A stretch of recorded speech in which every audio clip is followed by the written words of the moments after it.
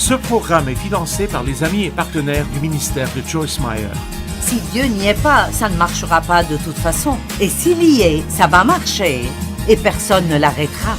Et donc nous devons garder les yeux sur Dieu et non sur les gens.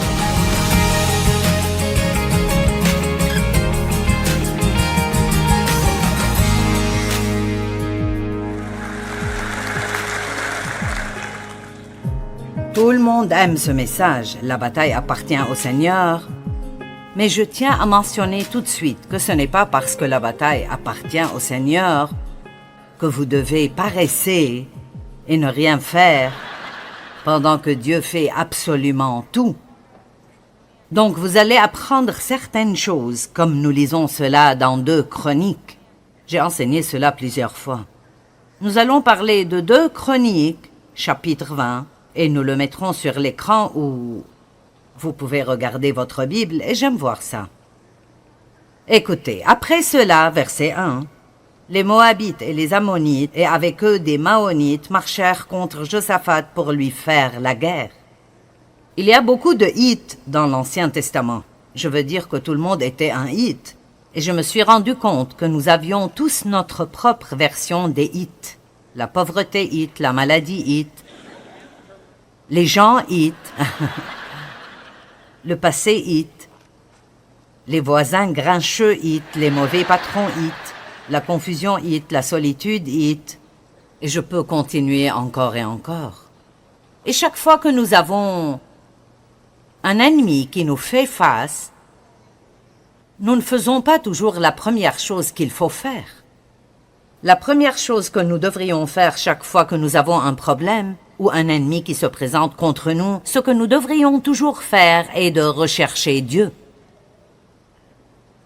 Trop souvent, nous allons vers des gens, et je ne dis pas que ce n'est pas bien, mais je ne demanderai conseil à personne avant d'avoir d'abord demandé à Dieu si c'est la bonne personne vers qui aller.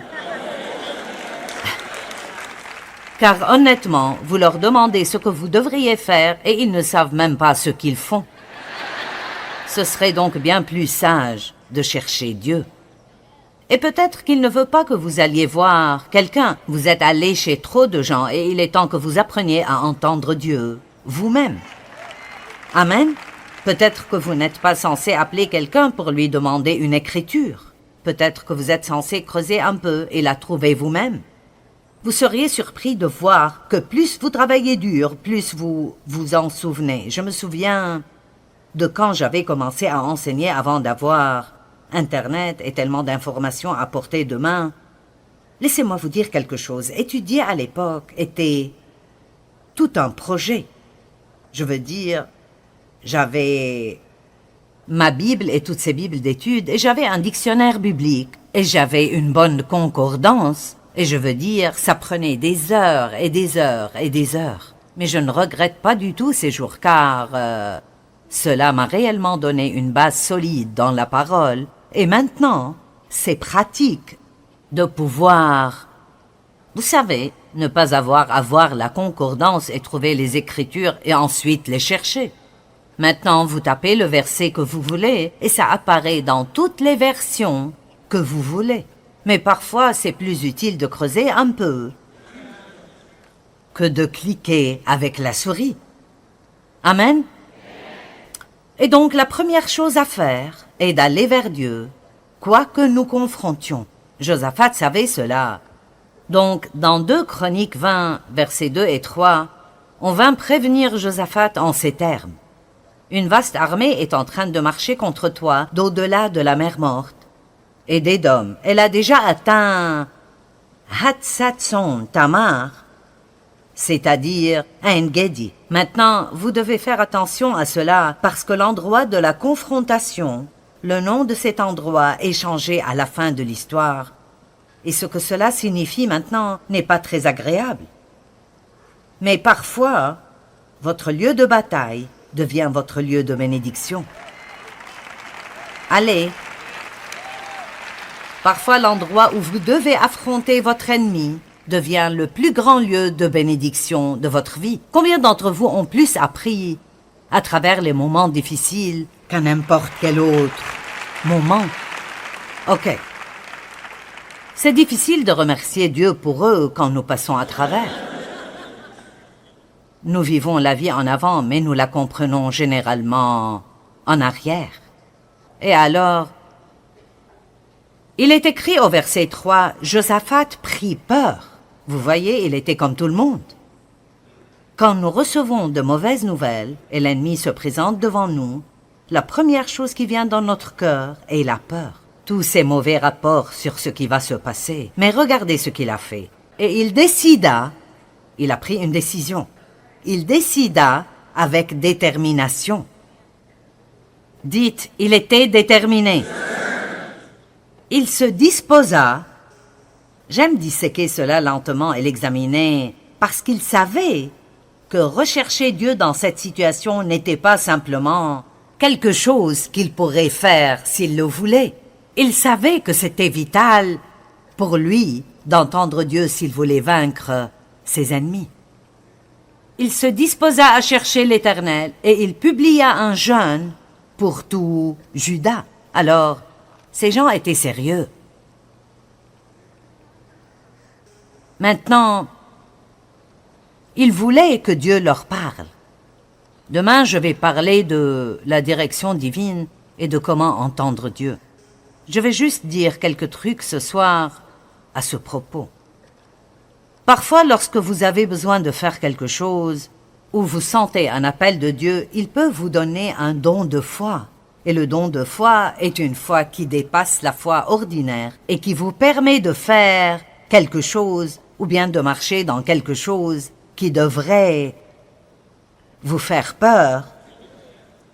Mais pour vous, c'est une chose assez normale de le faire parce que Dieu vous a donné cette foi pour pouvoir l'accomplir. Et j'ai réalisé que Dieu nous a donné, à Dave et moi, un don de foi pour diriger ce ministère. Si vous avez la moindre idée de combien d'argent il nous faut chaque mois, ça semble super. Joyce est à la télé dans les 2/3 du monde, en 105 langues ou quoi que ce soit, et vous avez 26 bureaux et tout le monde est... Oui, mais c'est coûteux. Et le fait est que nous n'avons aucune dette, les factures sont toutes payées. Nous n'avons jamais eu à emprunter de l'argent, nous n'avons jamais payé d'intérêt au cours de toutes ces années de ministère.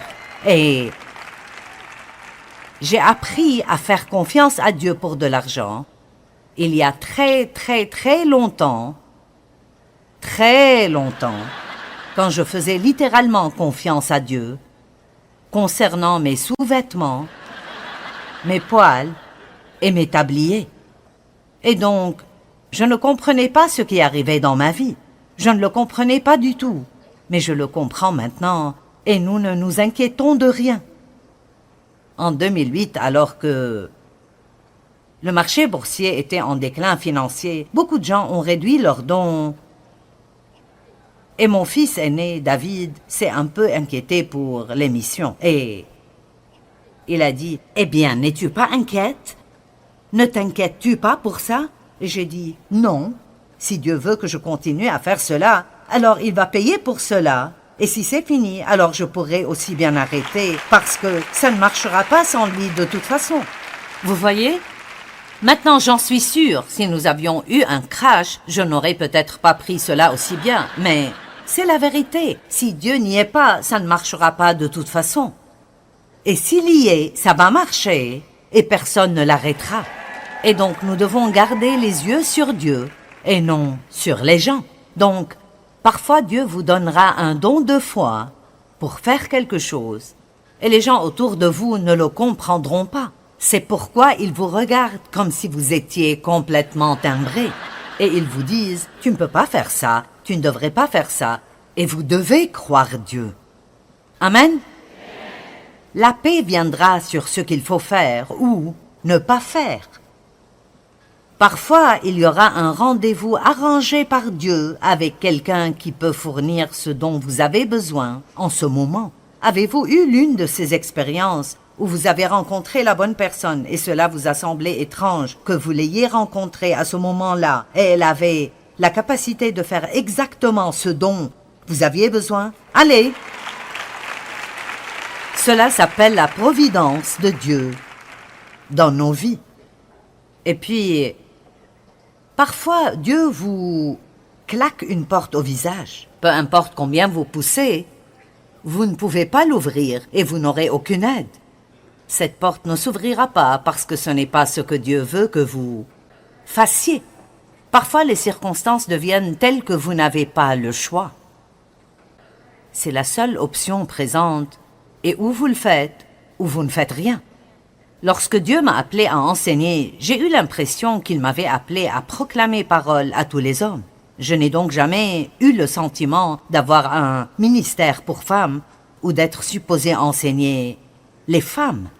Cependant, je ne faisais pas grand-chose et on m'a demandé d'enseigner à une réunion de femmes une fois par semaine.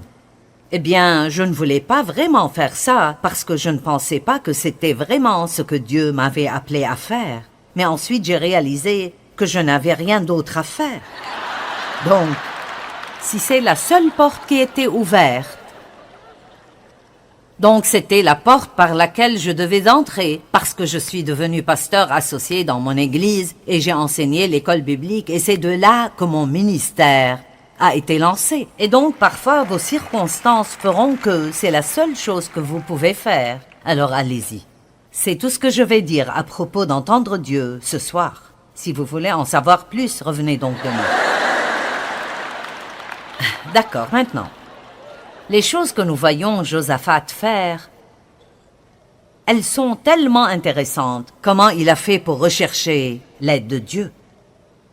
Et alors, la chose suivante que vous verrez est qu'il parle à Dieu de combien Dieu est grand, de combien il est merveilleux, de combien il est formidable, et du fait qu'aucun ennemi ne peut le vaincre. Il n'a rien demandé à Dieu. Il n'a pas parlé à Dieu de son problème. Et pour le moment, peut-être était-il une sorte de petit psychologue spirituel, mais il allait du bon côté de Dieu en ce moment avec son attitude. 2 Chroniques 20, 4-6, le peuple de Juda s'assembla pour invoquer l'Éternel et l'on vint de toutes les villes de Juda. Ainsi, ces gens ne franchissaient pas juste quelques rues pour chercher Dieu, ils venaient de partout pour chercher Dieu, pour chercher l'Éternel de tout leur cœur. J'aime ça. Pour chercher l'Éternel de tout leur cœur. Dans la société dans laquelle nous vivons aujourd'hui, pas tout le monde, bien sûr, il y a beaucoup de croyants vraiment engagés et forts, mais je pense que dans de nombreux cas, la relation de certaines personnes avec Jésus est juste un peu trop décontractée. Pour moi, et les gens ne veulent pas sacrifier beaucoup pour servir Dieu. Tout le monde veut être payé pour chaque geste qu'ils font. Et vous savez, si Dieu me donne un chant et vous le chantez, vous feriez mieux de me payer mon dû ou je vais vous poursuivre en justice et je n'aime pas ça. C'est comme si, oui, tout le monde devrait avoir son dû et devrait être traité correctement. Et si vous composez des chants et c'est comme ça que vous gagnez votre vie, je ne dis pas que vous ne devrez pas toucher vos redevances, mais si je devais être payé, si quelqu'un prêche l'un de mes messages, et vous savez, votre pasteur m'a déjà dit que c'est ce qu'il allait faire. Il a dit, quand tu partiras demain soir, j'aurai plusieurs nouveaux messages. Et donc, cela devrait être un compliment à quelqu'un, et non pas quelque chose qui vous dérange. Soyez toujours prêts à sacrifier pour le service de Dieu. Portez-vous toujours volontaire pour faire des choses. Vous êtes bénis si vous pouvez donner de votre temps, de votre service et de vos dons à Dieu sans rien demander. Et attendez de tout votre cœur le Seigneur. Attendez-le. Josaphat se présenta au milieu de l'assemblée de Juda et de Jérusalem, dans la maison de l'Éternel, devant le nouveau parvis, et il dit, « Faites attention à la façon dont il parle à Dieu parce que, pour moi, c'est ce qui est important. Éternel, Dieu de nos pères, n'es-tu pas Dieu dans les cieux? Et n'est-ce pas toi qui domines sur tous les royaumes des nations? N'est-ce pas toi qui as en main la force et la puissance et à qui nul ne peut résister? Comme s'il se préparait, n'est-ce pas? Ce serait comme si l'un de vos enfants voulait quelque chose. Et ils viennent chez vous et disent « Maman, peux-tu me donner 1000 $? C'est assez sûr qu'ils obtiendront un non. Mais s'ils commencent « Oh, tu es la meilleure, maman. Tu es si jolie, maman. Tu es juste géniale. Puis-je t'embrasser? Je t'aime, maman. Qu'est-ce que je peux faire pour toi?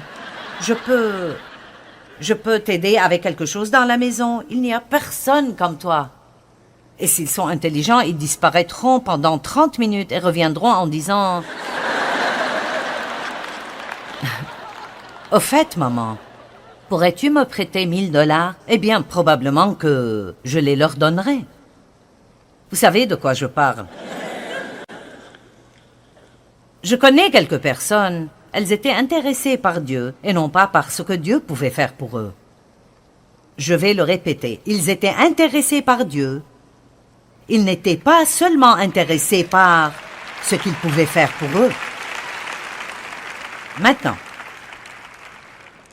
je pense que si vous êtes vraiment intéressé par Dieu, vous le recherchez aussi bien quand vous n'avez pas de problème que lorsque vous avez un problème. Voici un exemple de quelqu'un qui a adoré Dieu avant de présenter son problème. Lorsque Jésus fut descendu de la montagne, une grande foule le suivit.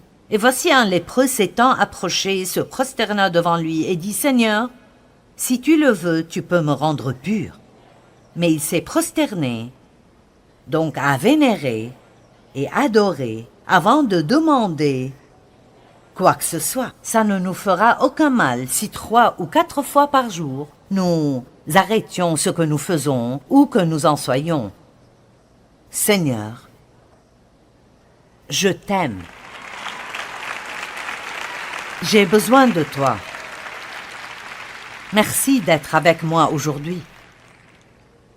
Je sais que je ne suis rien sans toi. Je t'aime. Et puis, levez-vous et... Dieu merci, je peux encore me lever.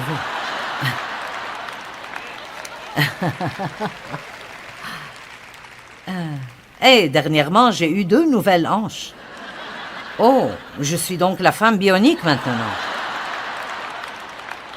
C'est incroyable toutes les nouvelles pièces que vous pouvez obtenir. Maintenant, 2 Chroniques 20, 7 à 11, il continue. Ce gars était intelligent. Oh notre Dieu, n'est-ce pas? Je veux que vous remarquiez combien de fois il dit tu et ton. N'est-ce pas toi qui as chassé les habitants de ce pays devant ton peuple d'Israël, et qui l'a donné pour toujours à la postérité d'Abraham, qui t'aimait? Ils l'ont habité, et ils t'y ont bâti un sanctuaire pour ton nom, en disant, s'il nous survient quelque calamité, l'épée, le jugement ou la famine, nous nous présenterons devant cette maison, car ton nom est dans cette maison, nous crierons à toi du sein de notre détresse, et tu exauceras et tu sauveras.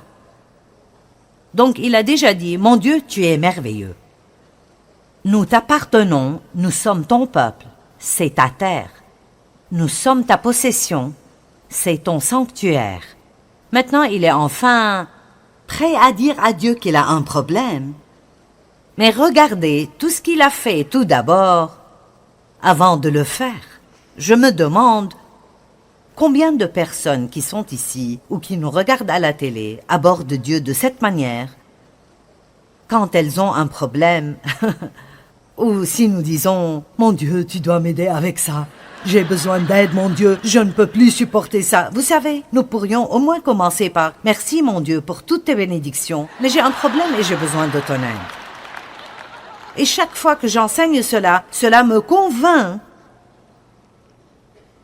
Parce que nous faisons tout cela, nous oublions parfois que la louange doit l'emporter sur la pétition. Amen. Et bien sûr, l'adoration va bien plus loin que la louange même. Maintenant voici, verset 10, maintenant voici les fils d'Ammon et de Moab et ceux de la montagne de Séhir, chez lesquels tu n'as pas permis à Israël d'entrer, quand il venait du pays d'Égypte, car il s'est détourné d'eux et ne les a pas détruits. Ils auraient pu être détruits en ce temps et ne seraient pas là à nous déranger. Mais rappelle-toi que c'est toi qui ne nous as pas laissés les détruire. Les voici qui nous récompensent en venant nous chasser de ton héritage. Est-ce que quelqu'un voit ce que je vois? Il a dû aller apprendre la psychologie. C'est vrai, nous chasser de ton héritage dont tu nous as mis en possession. Josaphat commence par parler de la puissance de Dieu, puis parle des actes puissants que Dieu a accomplis, puis il mentionne son problème dans une petite parenthèse. Nous passons la plupart de notre temps à parler du problème et très peu de temps du reste. Il mentionne son problème dans une parenthèse, puis il engage Dieu personnellement en lui rappelant que c'est sa possession que les ennemis essayent de voler. 2 Chroniques 20:12, c'est une partie très importante de l'enseignement. « Ô notre Dieu, ne les jugeras-tu pas ?» 1. Car nous sommes sans force devant cette multitude nombreuse qui s'avance contre nous. Numéro 2. Et nous ne savons que faire. Et le numéro 3. Mais nos yeux sont sur toi. Maintenant, c'est très important car il dit: nous n'avons pas le pouvoir de vaincre cet ennemi. Nous ne pouvons pas le faire sans toi. Nous ne saurions pas quoi faire, même si nous essayons, mais nos yeux sont sur toi. Réduisons cela à un niveau de notre vie quotidienne. Avez-vous déjà essayé de changer un autre être humain? Avez-vous essayé de changer votre mari? Vous voyez, cela m'a causé beaucoup d'années de souffrance.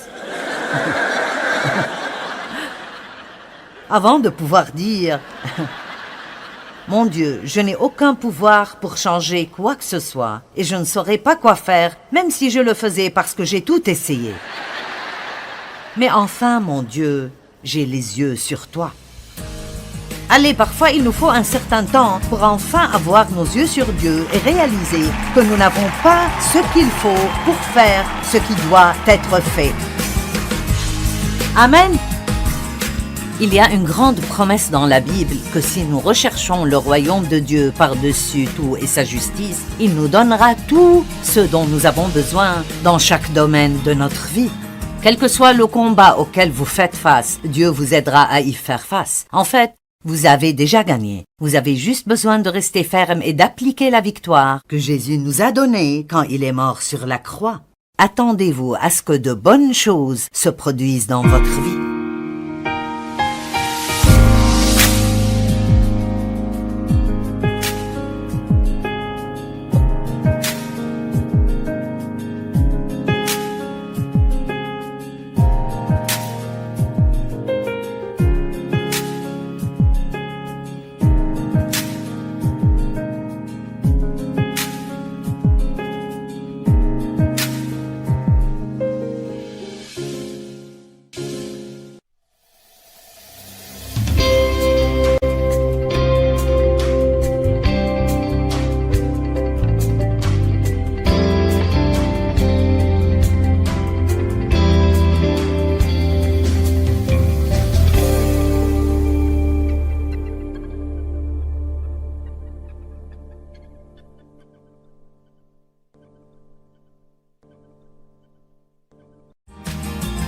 Ce programme est financé par les amis et partenaires du ministère de Joyce Meyer.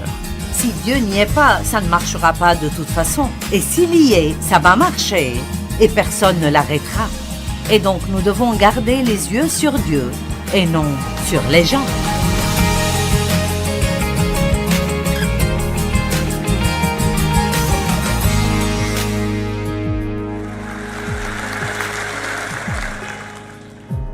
Tout le monde aime ce message, la bataille appartient au Seigneur.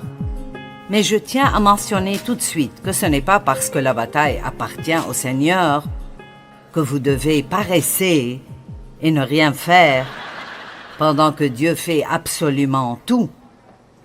Donc vous allez apprendre certaines choses, comme nous lisons cela dans 2 Chroniques. J'ai enseigné cela plusieurs fois. Nous allons parler de 2 Chroniques, chapitre 20, et nous le mettrons sur l'écran où vous pouvez regarder votre Bible et j'aime voir ça. Écoutez, après cela, verset 1, les Moabites et les Ammonites et avec eux des Maonites marchèrent contre Josaphat pour lui faire la guerre. Il y a beaucoup de Hittes dans l'Ancien Testament. Je veux dire que tout le monde était un Hitte.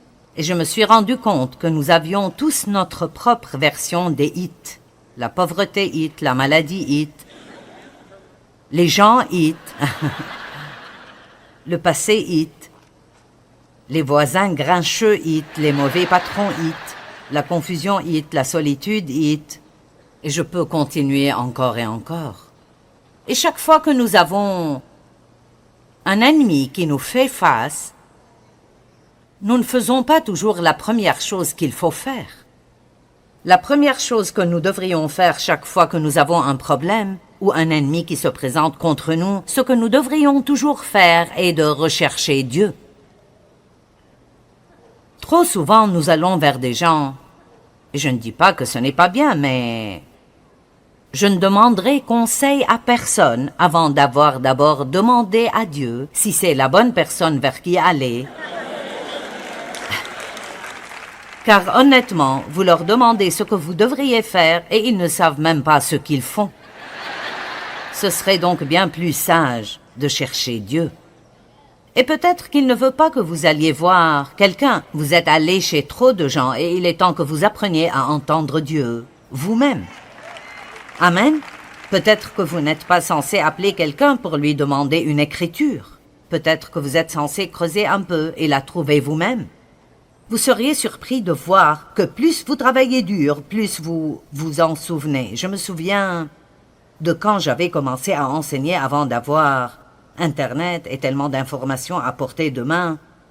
Laissez-moi vous dire quelque chose. Étudier à l'époque était tout un projet.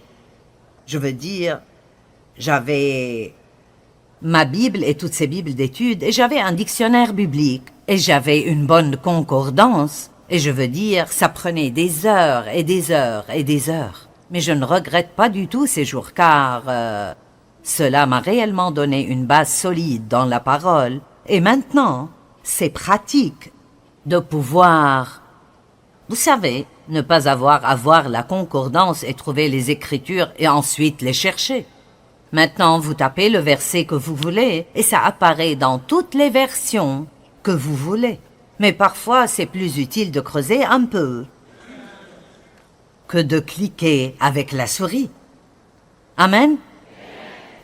Et donc, la première chose à faire est d'aller vers Dieu, quoi que nous confrontions.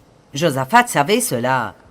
Donc, dans 2 Chroniques 20, versets 2 et 3, on vint prévenir Josaphat en ces termes. Une vaste armée est en train de marcher contre toi d'au-delà de la mer morte. Et d'Édom, elle a déjà atteint Hatzatson Tamar, c'est-à-dire En-Gedi. Maintenant, vous devez faire attention à cela parce que l'endroit de la confrontation, le nom de cet endroit est changé à la fin de l'histoire. Et ce que cela signifie maintenant n'est pas très agréable. Mais parfois, votre lieu de bataille devient votre lieu de bénédiction. Allez. Parfois, l'endroit où vous devez affronter votre ennemi devient le plus grand lieu de bénédiction de votre vie. Combien d'entre vous ont plus appris à travers les moments difficiles qu'à n'importe quel autre moment? Ok. C'est difficile de remercier Dieu pour eux quand nous passons à travers. Nous vivons la vie en avant, mais nous la comprenons généralement en arrière. Et alors, il est écrit au verset 3, « Josaphat prit peur ». Vous voyez, il était comme tout le monde. Quand nous recevons de mauvaises nouvelles et l'ennemi se présente devant nous, la première chose qui vient dans notre cœur est la peur. Tous ces mauvais rapports sur ce qui va se passer. Mais regardez ce qu'il a fait. Et il a pris une décision. Il décida avec détermination. Dites, il était déterminé. Il se disposa. J'aime disséquer cela lentement et l'examiner parce qu'il savait que rechercher Dieu dans cette situation n'était pas simplement quelque chose qu'il pourrait faire s'il le voulait. Il savait que c'était vital pour lui d'entendre Dieu s'il voulait vaincre ses ennemis. Il se disposa à chercher l'Éternel et il publia un jeûne pour tout Juda. Alors, ces gens étaient sérieux. Maintenant, ils voulaient que Dieu leur parle. Demain, je vais parler de la direction divine et de comment entendre Dieu. Je vais juste dire quelques trucs ce soir à ce propos. Parfois, lorsque vous avez besoin de faire quelque chose ou vous sentez un appel de Dieu, il peut vous donner un don de foi. Et le don de foi est une foi qui dépasse la foi ordinaire et qui vous permet de faire quelque chose ou bien de marcher dans quelque chose qui devrait vous faire peur. Mais pour vous, c'est une chose assez normale de le faire parce que Dieu vous a donné cette foi pour pouvoir l'accomplir. Et j'ai réalisé que Dieu nous a donné, à Dave et moi, un don de foi pour diriger ce ministère. Si vous avez la moindre idée de combien d'argent il nous faut chaque mois, ça semble super. Joyce est à la télé dans les 2/3 du monde, en 105 langues ou quoi que ce soit, et vous avez 26 bureaux et tout le monde est... Oui, mais c'est coûteux. Et le fait est que nous n'avons aucune dette, les factures sont toutes payées. Nous n'avons jamais eu à emprunter de l'argent, nous n'avons jamais payé d'intérêt au cours de toutes ces années de ministère. Et j'ai appris à faire confiance à Dieu pour de l'argent. Il y a très longtemps, quand je faisais littéralement confiance à Dieu, concernant mes sous-vêtements, mes poils et mes tabliers. Et donc, je ne comprenais pas ce qui arrivait dans ma vie. Je ne le comprenais pas du tout. Mais je le comprends maintenant et nous ne nous inquiétons de rien. En 2008, alors que le marché boursier était en déclin financier, beaucoup de gens ont réduit leurs dons. Et mon fils aîné, David, s'est un peu inquiété pour l'émission. Et il a dit, « Eh bien, n'es-tu pas inquiète? Ne t'inquiètes-tu pas pour ça ?» Et j'ai dit, « Non, si Dieu veut que je continue à faire cela, alors il va payer pour cela. Et si c'est fini, alors je pourrai aussi bien arrêter, parce que ça ne marchera pas sans lui de toute façon. » Vous voyez? Maintenant, j'en suis sûre, si nous avions eu un crash, je n'aurais peut-être pas pris cela aussi bien, mais c'est la vérité. Si Dieu n'y est pas, ça ne marchera pas de toute façon. Et s'il y est, ça va marcher, et personne ne l'arrêtera. Et donc, nous devons garder les yeux sur Dieu et non sur les gens. Donc, parfois, Dieu vous donnera un don de foi pour faire quelque chose et les gens autour de vous ne le comprendront pas. C'est pourquoi ils vous regardent comme si vous étiez complètement timbré. Et ils vous disent, tu ne peux pas faire ça, tu ne devrais pas faire ça. Et vous devez croire Dieu. Amen? La paix viendra sur ce qu'il faut faire ou ne pas faire. Parfois, il y aura un rendez-vous arrangé par Dieu avec quelqu'un qui peut fournir ce dont vous avez besoin en ce moment. Avez-vous eu l'une de ces expériences où vous avez rencontré la bonne personne et cela vous a semblé étrange que vous l'ayez rencontrée à ce moment-là et elle avait la capacité de faire exactement ce dont vous aviez besoin? Allez! Cela s'appelle la providence de Dieu dans nos vies. Et puis, parfois, Dieu vous claque une porte au visage. Peu importe combien vous poussez, vous ne pouvez pas l'ouvrir et vous n'aurez aucune aide. Cette porte ne s'ouvrira pas parce que ce n'est pas ce que Dieu veut que vous fassiez. Parfois, les circonstances deviennent telles que vous n'avez pas le choix.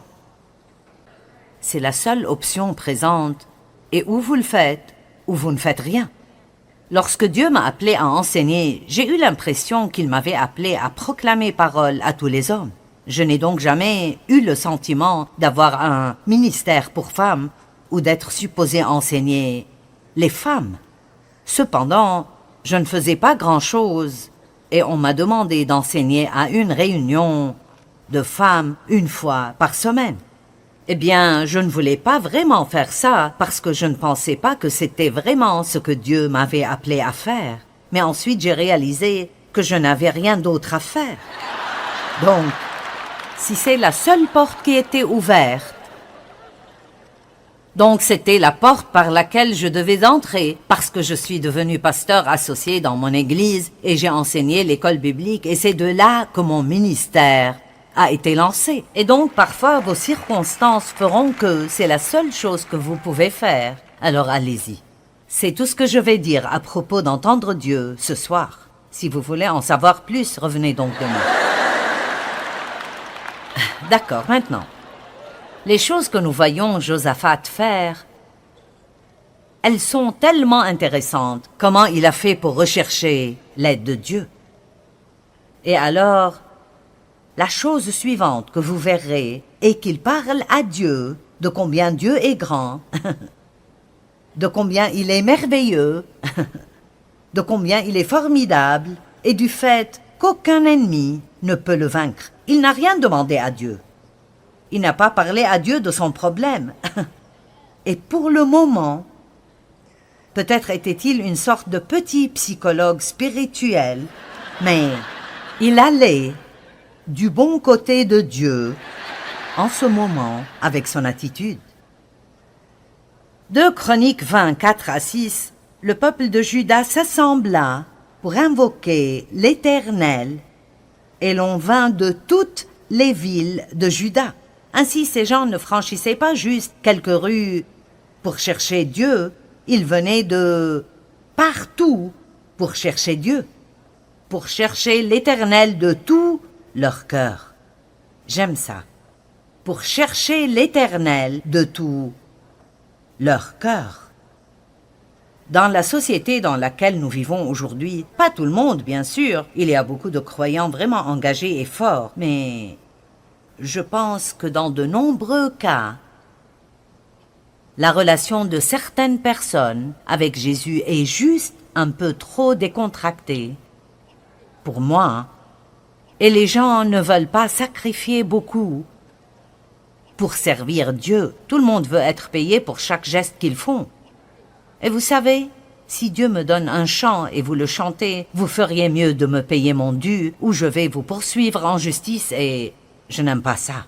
C'est comme si, oui, tout le monde devrait avoir son dû et devrait être traité correctement. Et si vous composez des chants et c'est comme ça que vous gagnez votre vie, je ne dis pas que vous ne devrez pas toucher vos redevances, mais si je devais être payé, si quelqu'un prêche l'un de mes messages, et vous savez, votre pasteur m'a déjà dit que c'est ce qu'il allait faire. Il a dit, quand tu partiras demain soir, j'aurai plusieurs nouveaux messages. Et donc, cela devrait être un compliment à quelqu'un, et non pas quelque chose qui vous dérange. Soyez toujours prêts à sacrifier pour le service de Dieu. Portez-vous toujours volontaire pour faire des choses. Vous êtes bénis si vous pouvez donner de votre temps, de votre service et de vos dons à Dieu sans rien demander. Et attendez de tout votre cœur le Seigneur. Attendez-le. Josaphat se présenta au milieu de l'assemblée de Juda et de Jérusalem, dans la maison de l'Éternel, devant le nouveau parvis, et il dit, « Faites attention à la façon dont il parle à Dieu parce que, pour moi, c'est ce qui est important. Éternel, Dieu de nos pères, n'es-tu pas Dieu dans les cieux? Et n'est-ce pas toi qui domines sur tous les royaumes des nations? N'est-ce pas toi qui as en main la force et la puissance et à qui nul ne peut résister? » Comme s'il se préparait, n'est-ce pas? Ce serait comme si l'un de vos enfants voulait quelque chose Et ils viennent chez vous et disent « Maman, peux-tu me donner 1000 $? C'est assez sûr qu'ils obtiendront un non. Mais s'ils commencent « Oh, tu es la meilleure, maman. Tu es si jolie, maman. Tu es juste géniale. Puis-je t'embrasser? Je t'aime, maman. Qu'est-ce que je peux faire pour toi? Je peux t'aider avec quelque chose dans la maison. Il n'y a personne comme toi. » Et s'ils sont intelligents, ils disparaîtront pendant 30 minutes et reviendront en disant « Au fait, maman, pourrais-tu me prêter 1000 $? Eh bien, probablement que je les leur donnerai. » Vous savez de quoi je parle. Je connais quelques personnes. Elles étaient intéressées par Dieu et non pas par ce que Dieu pouvait faire pour eux. Je vais le répéter. Ils étaient intéressés par Dieu. Ils n'étaient pas seulement intéressés par ce qu'il pouvait faire pour eux. Maintenant, je pense que si vous êtes vraiment intéressé par Dieu, vous le recherchez aussi bien quand vous n'avez pas de problème que lorsque vous avez un problème. Voici un exemple de quelqu'un qui a adoré Dieu avant de présenter son problème. Lorsque Jésus fut descendu de la montagne, une grande foule le suivit. Et voici un lépreux s'étant approché, se prosterna devant lui et dit « Seigneur, si tu le veux, tu peux me rendre pur. » Mais il s'est prosterné, donc à vénérer et adorer avant de demander quoi que ce soit. Ça ne nous fera aucun mal si 3 ou 4 fois par jour, nous arrêtions ce que nous faisons ou que nous en soyons. Seigneur, je t'aime. J'ai besoin de toi. Merci d'être avec moi aujourd'hui. Je sais que je ne suis rien sans toi. Je t'aime. Et puis, levez-vous et... Dieu merci, je peux encore me lever.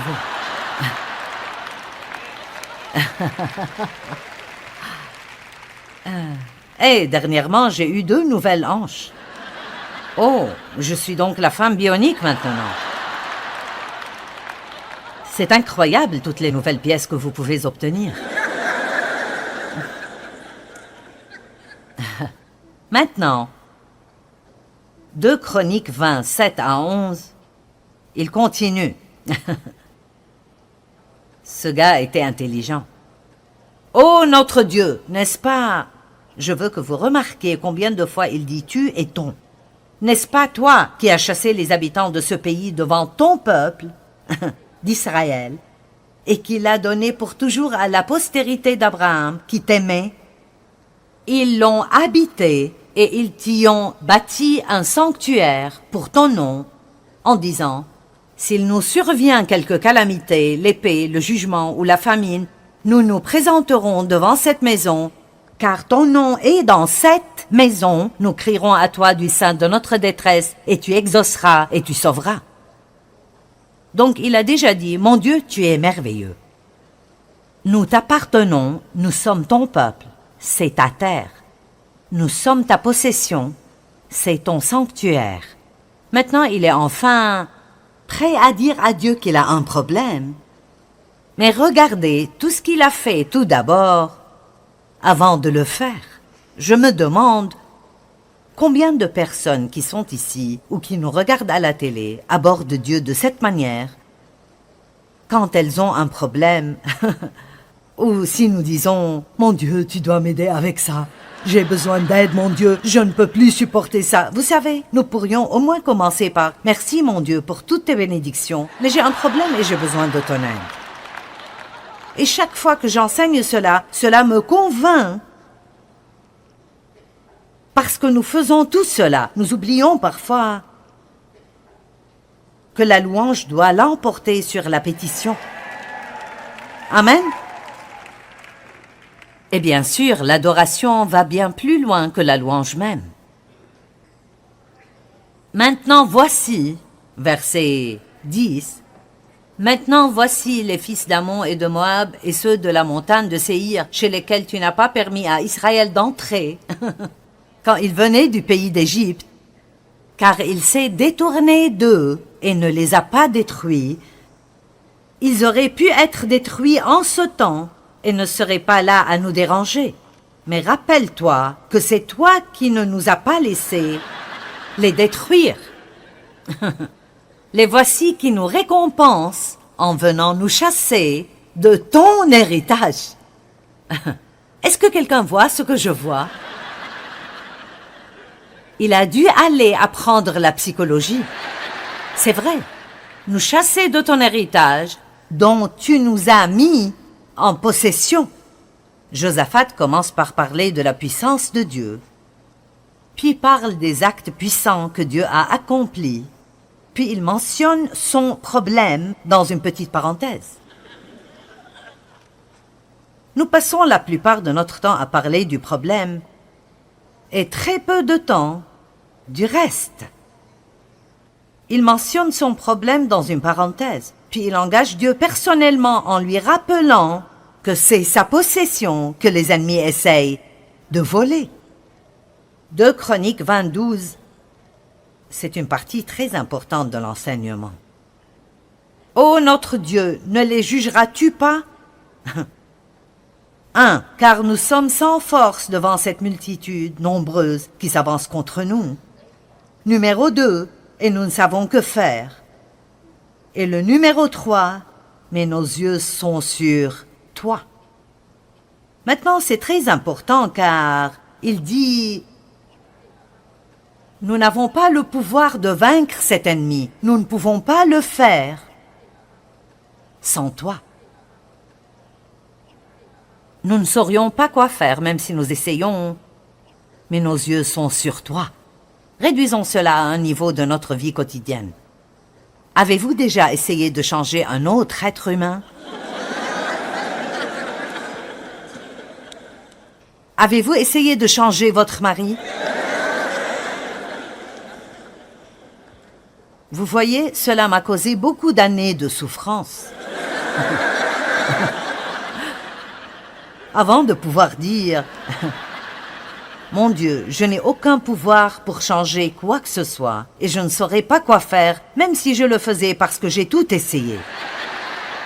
Mais enfin, mon Dieu, j'ai les yeux sur toi. » Allez, parfois il nous faut un certain temps pour enfin avoir nos yeux sur Dieu et réaliser que nous n'avons pas ce qu'il faut pour faire ce qui doit être fait. Amen. Il y a une grande promesse dans la Bible que si nous recherchons le royaume de Dieu par-dessus tout et sa justice, il nous donnera tout ce dont nous avons besoin dans chaque domaine de notre vie. Quel que soit le combat auquel vous faites face, Dieu vous aidera à y faire face. En fait, vous avez déjà gagné. Vous avez juste besoin de rester ferme et d'appliquer la victoire que Jésus nous a donnée quand il est mort sur la croix. Attendez-vous à ce que de bonnes choses se produisent dans votre vie.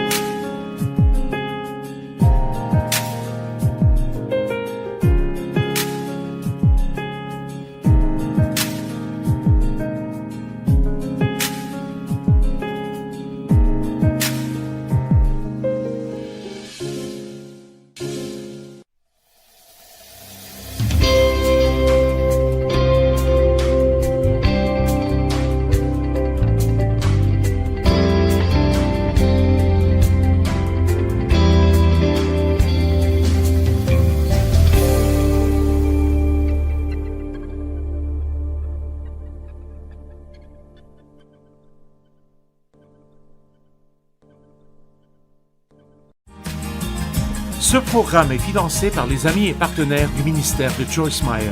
Si Dieu n'y est pas, ça ne marchera pas de toute façon. Et s'il y est, ça va marcher. Et personne ne l'arrêtera. Et donc nous devons garder les yeux sur Dieu et non sur les gens.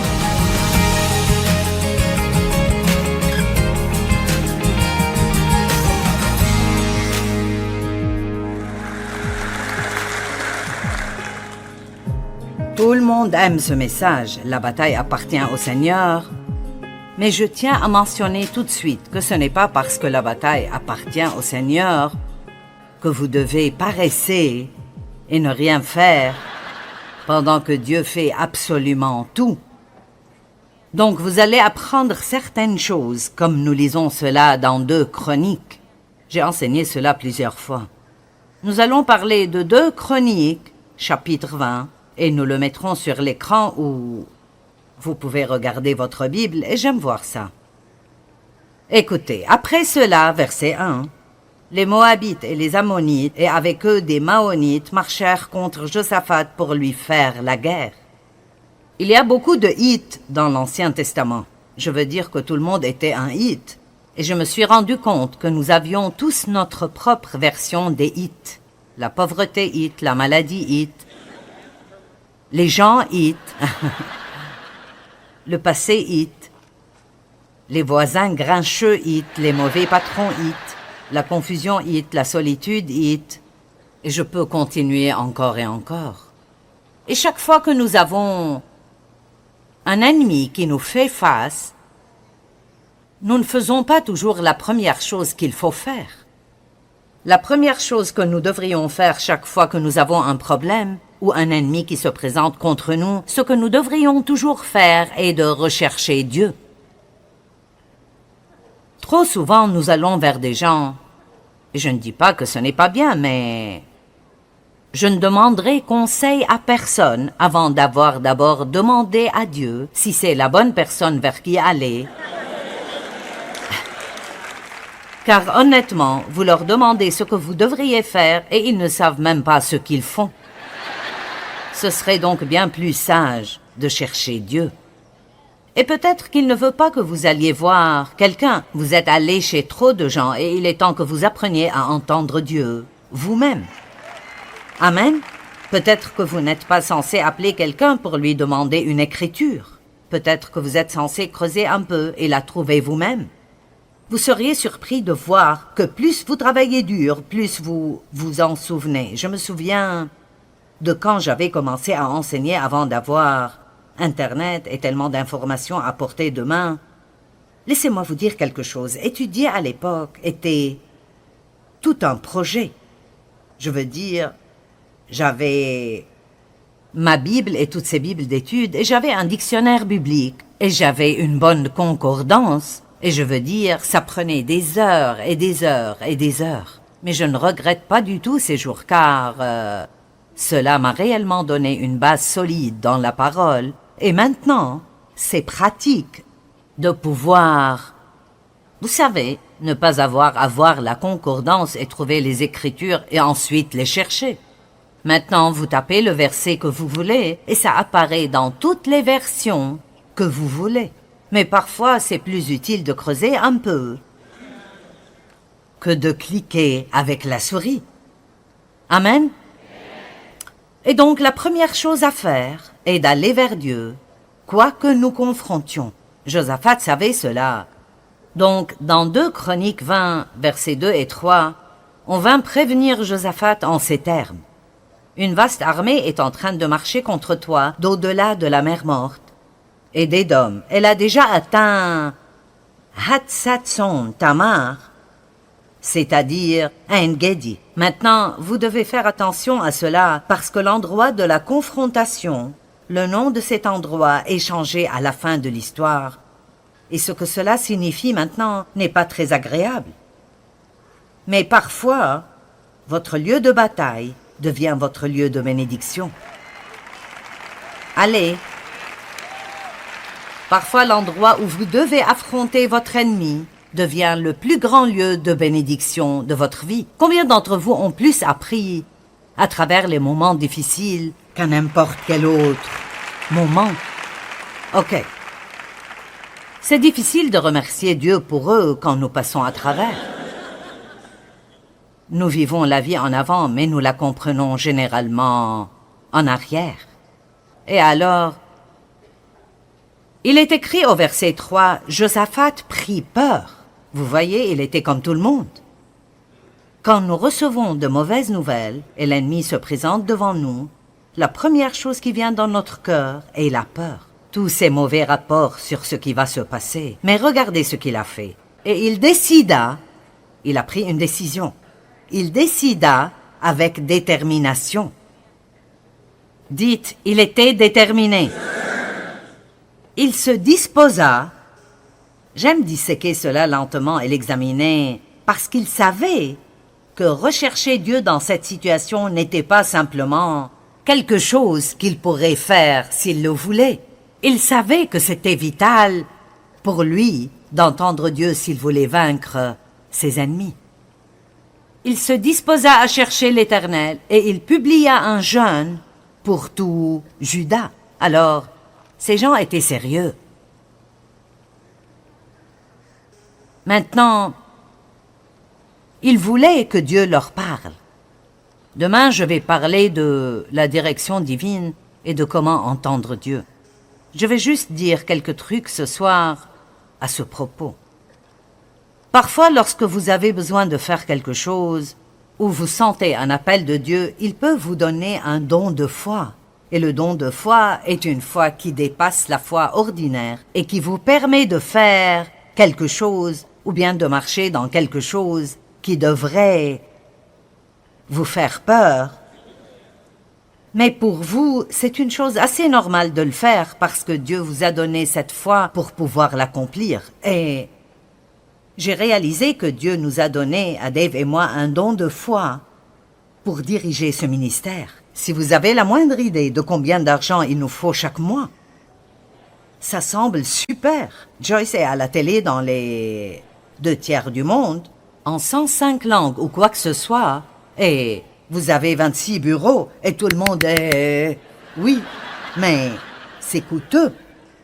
Et le fait est que nous n'avons aucune dette, les factures sont toutes payées. Nous n'avons jamais eu à emprunter de l'argent, nous n'avons jamais payé d'intérêt au cours de toutes ces années de ministère. Et j'ai appris à faire confiance à Dieu pour de l'argent il y a très longtemps,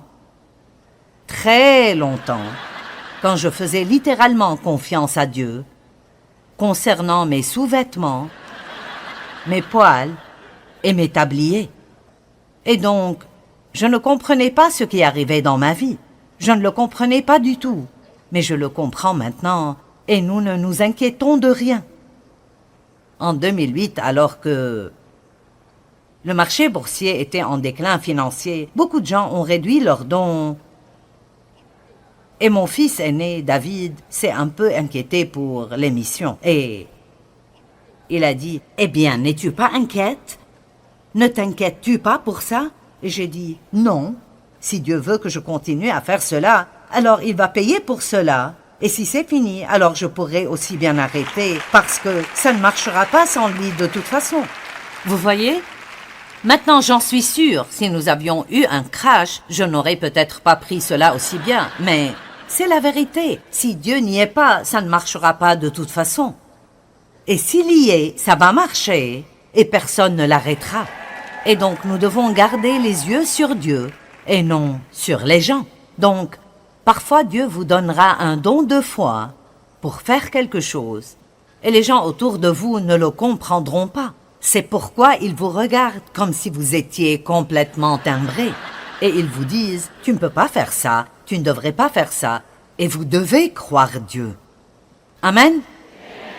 La paix viendra sur ce qu'il faut faire ou ne pas faire.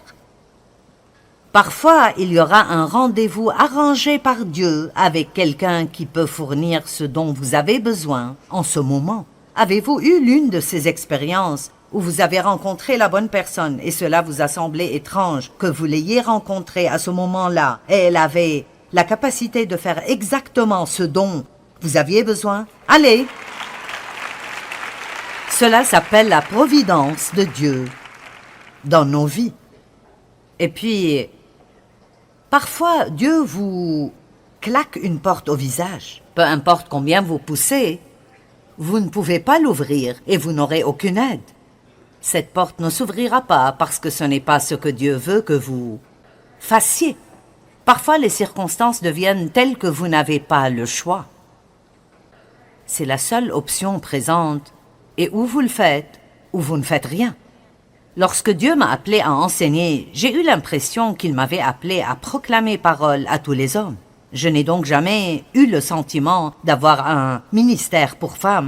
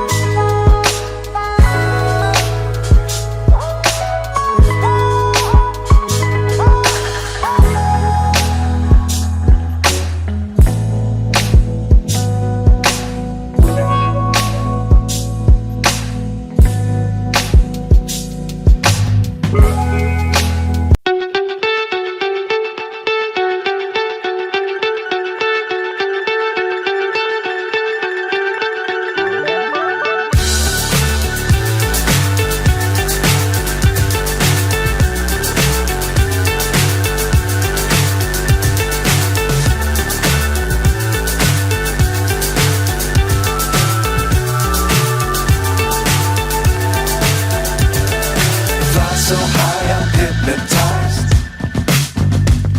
What's up is down, what's left is right. Chasing stars and holding you. I can't see the end, but we'll see it through.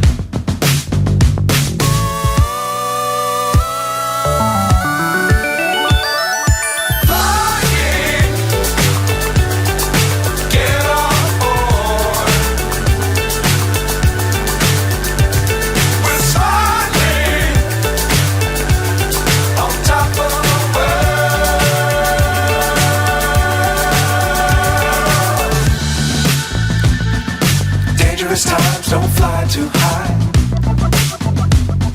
Be sure to keep the ground in sight. Fly forever if you keep it tight. Love the world but keep the sky on your mind.